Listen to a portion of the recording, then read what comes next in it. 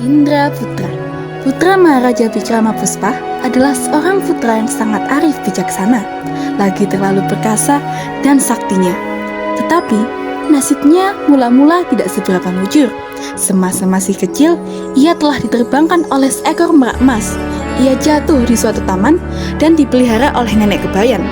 Sesudah beberapa lama, ia diangkat menjadi anak Perdana Menteri. Tersebutlah perkataan Raja Syahsian tiada mempunyai seorang anak. Pada suatu hari, Baginda pergi berburu dan melihat seekor kijang menangisi ibunya yang telah dipanah mati. Baginda terharu dan ingin berputra. Kemudian terdengar kabar bahwa di sebuah gunung yang jauh ada tinggal seorang maharsi pertapa yang terlalu sakti. Brahma Sakti namanya. Barang siapa ingin beranak, boleh meminta obat daripadanya. Akan tetapi, karena tempat gunung terlalu jauh dan harus melewati hutan rimba yang penuh dengan binatang buas, tiada seorang pun yang sanggup pergi ke gunung itu. Indra Putra menawarkan diri untuk pergi ke gunung itu. Maka pergilah Indra Putra mencari obat itu. Bermacam-macam pengalaman dialami. Ia pernah bertemu dengan tengkorak yang dapat berkata-kata, membunuh raksasa, dan kota yang makan manusia. Ia juga pernah mengunjungi negeri jin Islam, negeri yang penghuninya kerap belaka dan kalau siang hari menjadi manusia. Ia bersahabat dengan anak raja-raja yang berasal dari golongan manusia dan jin. Berbagai hikmat diperolehnya. Ada hikmat yang dapat menciptakan negeri lengkap dengan segalanya, menciptakan angin ribut, menghidupkan orang yang telah mati. Akhirnya, sampai ia di gunung tempat pertapaan Brahma Sakti.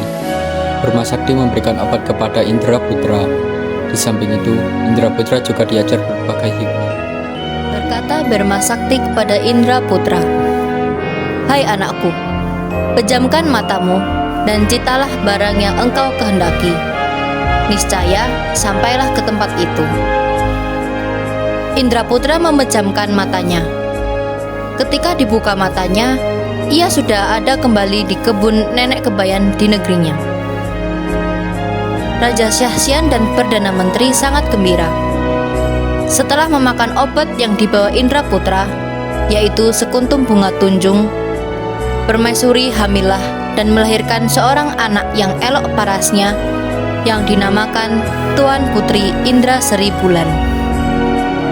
Pada suatu ketika, Indra Putra dituduh berbuat jahat dengan dayang-dayang istana, dan akhirnya Indra Putra dibuang ke sebuah negeri yang kotanya terbuat dari batu hitam.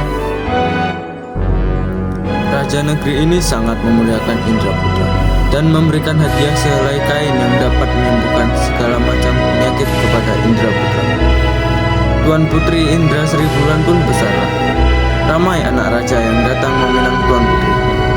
Tidak lama kemudian, Tuan Putri pun sakit dan semua tabib istana tidak dapat menyembuhkan. Maka gong pun dipalu.